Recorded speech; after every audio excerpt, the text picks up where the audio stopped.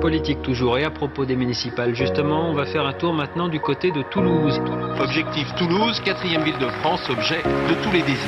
C'est quoi le programme ? Bonjour et bienvenue dans C'est quoi le programme ? Je suis Milia Legaza, journaliste toulousaine. En collaboration avec Qud, le label de podcast toulousain, nous vous proposons ce podcast consacré au municipal 2020 à Toulouse. Les 15 et 22 mars prochains, vous allez devoir élire votre maire, le nouveau maire de la Ville Rose. Avec C'est quoi le programme ? Nous voulons tenter de vous donner envie de voter, mais surtout de vous permettre de voter en sachant pour qui et pourquoi. Nous recevons donc les candidats un par un et nous avons divisé cette interview en 4 parties. L'entretien d'embauche, les questions des Toulousains, le jeu du c'est oui ou c'est non et le mot de la fin. C'est quoi le programme de Pierre Cohen ? C'est parti. Avec nous pour cet épisode, la tête de liste pour la cohésion L'autre choix. Pierre Cohen, bonjour. Bonjour. Comme on a d'abord envie de savoir qui vous êtes, on va commencer cette rencontre par l'entretien d'embauche. C'est une bonne façon de se présenter. On a envie de savoir qui vous êtes, Pierre Cohen, votre parcours précisément, ce qui fait que vous en êtes là en face de nous aujourd'hui en tant que candidat au municipal. Alors, j'ai plusieurs mandats politiques, et en particulier en tant qu'élu. Ce qui a été le plus marquant pour moi, ça a été député, en particulier pendant la période de Lionel Jospin, Premier ministre, où pendant 5 ans, il y a eu un travail énorme. Et puis le mandat de maire de Toulouse de 2008 à 2014. Et maintenant, je suis opposant dans l'opposition municipale, à la fois au conseil municipal et au conseil métropolitain. Comme on est dans un entretien d'embauche, on voudrait connaître vos qualités pour ce poste, Pierre Cohen. Alors, mes qualités, je pense être convaincu, beaucoup de conviction, sincère, très sincère, et je pense avoir une certaine éthique et en particulier beaucoup de rigueur. Si vous aviez un seul dossier à défendre pour la ville, ce serait lequel ? Le plus important, la mobilité. En dehors de la politique, est-ce que vous avez une passion, votre loisir favori ? Oui, de la plongée sous-marine avec bouteille. Quel est votre endroit préféré dans Toulouse ? Alors plutôt la rive gauche, plus particulièrement Saint-Cyprien. Et puis pour terminer cette petite question incontournable, à quoi vous pensez le matin en vous rasant, Pierre Cohen ? Je pense surtout de savoir s'il fait beau, parce que comme je roule souvent en scooter, donc ça serait de savoir s'il y a du soleil. Merci pour cette petite présentation. On va maintenant entrer dans le vif du sujet, à savoir vos projets pour Toulouse et ce qui préoccupe vraiment les Toulousains. C'est la deuxième partie, questions de Toulousains. On est allé à leur rencontre. Ils ont des questions pour vous. On les écoute. Oui, bonjour, Lilian de Toulouse, du quartier Faubourg-Bonnefoy. J'avais une question pour le futur maire. Que fera-t-il pour désengorger la ville en général et la rocade en particulier ? Surtout si l'on considère que Toulouse est une des villes de France qui compte chaque année le plus grand nombre de néo-entrants. Merci pour votre réponse. Alors je trouve que Lilian pose la très bonne question par rapport à la mobilité. D'abord parce que nous avons un phénomène qui fait que la ville, l'agglomération et la grande agglomération s'est étendue au fil de l'eau durant des décennies. Et donc aujourd'hui, même si on est tous heureux d'avoir 2 lignes de métro et de penser qu'un 3e métro serait peut-être souhaitable, sauf que l'urgence, ce n'est pas ça, c'est d'aller chercher avec des modes alternatifs de transport en commun tous les gens qui, comme il l'a dit, viennent sur la rocade et viennent de loin. Donc nous sommes plutôt pour une priorité, une urgence sur un RER toulousain qui, par les voies ferrées existantes, permettent d'irriguer. Et le deuxième, c'est d'être réellement dans une réponse de proximité, puisque aujourd'hui on voit bien que les modes alternatifs de proximité fonctionnent bien, prennent beaucoup de part à la voiture, et c'est vraiment alternatif à la voiture. Et donc d'avoir des renouvellements urbains de quartiers de tout Toulouse et même de la première agglo sur des pistes cyclables, des cheminements piétonniers, des espaces partagés. Deuxième question. Bonjour, Moïse du quartier des Minimes. Ma question pour le prochain dirigeant de la ville de Toulouse serait de savoir ce qui a été prévu pour conserver un peu d'espace vert dans notre ville, étant donné qu'il y a de plus en plus de constructions quand même dans tous les quartiers, dans toute la ville de Toulouse, et du coup au détriment de la nature et notre ville qui devient de moins en moins verte. Donc est-ce qu'il y a quelque chose de prévu dans vos programmes ? Merci. Alors d'abord, stopper la bitumisation de la ville, et même plutôt que de réduire disons, la progression du bitume et du béton, c'est de regagner sur des espaces existants. En particulier, nous avons un programme de faire un jardin dans chaque école, d'avoir des espaces verts de proximité. Mais ce qui est le plus important, c'est la notion de trame verte et bleue. Verte, c'est tous les cheminements piétonniers qui sont végétalisés, qui sont des promenades qui peuvent être autour du piéton et du vélo, mais avec une vraie forte connotation végétale. Et bleu, c'est tout ce qui est ruisseaux, rivières, et donc d'avoir une vraie trame qui permette à tout Toulousain d'être à 5-10 minutes à pied de cette trame pour pouvoir être dans la ville, mais dans la nature aussi. On écoute la prochaine question.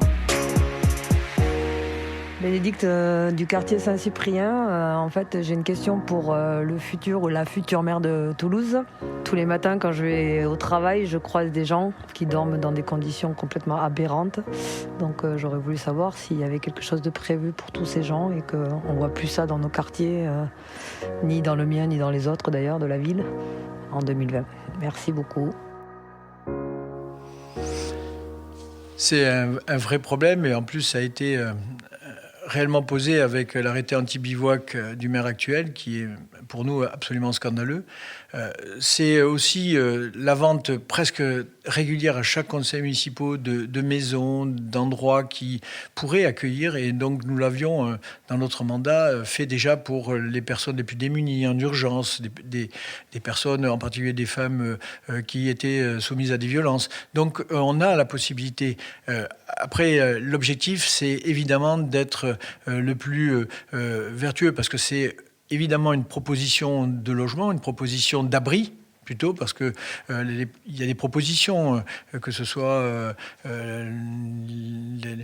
toutes les associations caritatives ont des propositions, mais c'est aussi de les accompagner. Et là, bon, c'est vrai que c'est une responsabilité de l'État. On ne peut pas non plus se substituer entièrement à l'État, mais avec des moyens, avec des services sociaux, avec des services publics conséquents, là aussi, on se différenciera de la mairie actuelle qui est en train de brader les services publics alors qu'il en faut de plus en plus. On passe à la dernière question, Pierre Cohen. Bonjour, Nicolas de Toulouse. Je trouve que c'est très compliqué de vivre ensemble aujourd'hui à Toulouse, entre l'insécurité et les incivilités. Alors je sais bien que c'est partout pareil, mais je voudrais savoir si vous aviez des idées précises pour qu'on puisse vivre ensemble, sereinement, dans notre belle ville. Merci. Vaste question, le vivre ensemble, on le voit, c'est un phénomène extrêmement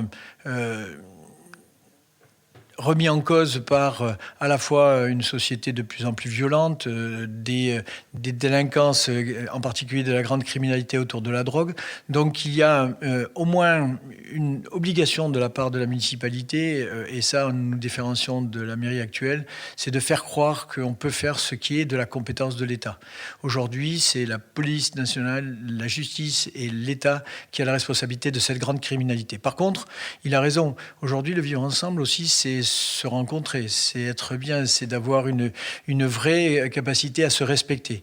Alors ça passe à la fois par des aménagements, c'est-à-dire que je pense, par exemple, que les allées Jules-Guesne que nous avons réalisées est un endroit apaisé où les gens se retrouvent plus facilement que certains endroits, et je pense aux allées Jean Jaurès qui me semblent assez, je dirais, agressives dans leur façon d'être organisées. Et puis ensuite, après, c'est aussi d'animer, d'occuper. Et nous prétendons donner avec un service public de la médiation, d'aller à la rencontre des gens, parce que souvent c'est de la violence, c'est du non-respect, c'est des conflits. Et donc par un service de médiation, c'est d'être auprès des gens pour essayer de dénouer les situations et de faire que la qualité de vie passe et prédomine par rapport au repliement sur soi et surtout le rejet de l'autre. Merci Pierre Cohen d'avoir répondu à ces questions. On va maintenant passer à la troisième partie. C'est un petit jeu assez simple, le jeu de c'est oui ou c'est non.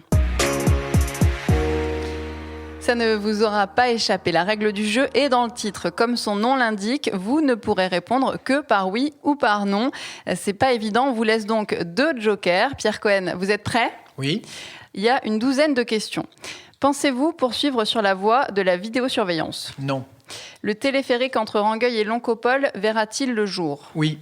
La LGV Toulouse-Bordeaux sera-t-elle mise en service au cours du prochain mandat ? Non. Êtes-vous favorable au port du voile dans les lieux publics ? Oui.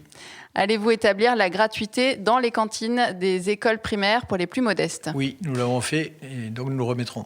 Les jeunes auront-ils de vraies réductions sur les tickets de transport en commun? Oui, nous l'avons fait et nous remettrons. Les impôts locaux vont-ils augmenter?